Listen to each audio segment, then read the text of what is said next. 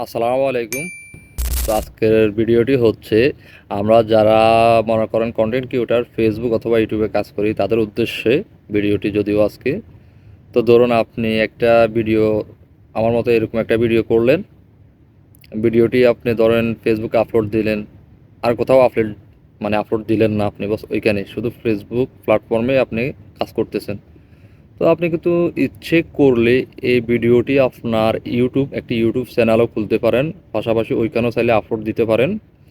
তো আমি আপনাদের বোঝার ক্ষেত্রে আমি দেখুন একটা স্ক্রিনশট আপনাদের সামনে তুলে ধরবো, যে দেখুন আমি নিজেও কল্পনা করি না যে আমার ইউটিউবে এরকম একটা অবস্থা হবে।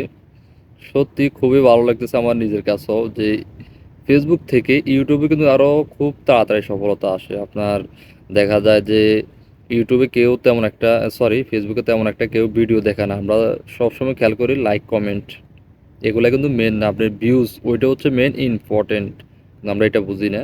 তো ইউটিউবে কেউ যখন একটা ভিডিও দেখে সে কিন্তু সম্পূর্ণ ভিডিওটি দেখে, পুরো ভিডিওটি দেখে, সে কিন্তু আপনার ভিডিওটি স্কিপ করে যায় না, যেটা আপনার ফেসবুকে দেখা যায়।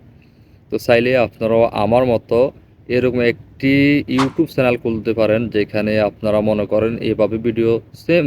সমস্যা কোথায়? আপনার ভিডিওটি যেখানে আপনি ফেসবুকে আপলোড দিতেছেন আপনি ওই ইউটিউবে আপলোড দেন, ভিডিওটি তো কোনো সমস্যা তো আর হবে না আপনার, নাকি? তো চাইলে এটা করতে পারেন। তা আর আরেকটা জিনিস খেয়াল করতে হবে আপনাদের, সেটা হচ্ছে যারা মনিটাইজেশন পেয়েছেন ফেসবুকে, তারা কিন্তু আগে ফেসবুকে আপলোড দিতে হবে ভিডিওটি, তারপরে গিয়ে ইউটিউবে আপলোড দিতে হবে। তো সবাই আমার ইউটিউব চ্যানেলটি সাবস্ক্রাইব করে দিবেন, আর অবশ্যই পাশে থাকবেন। ধন্যবাদ সবাইকে। আসসালামু আলাইকুম।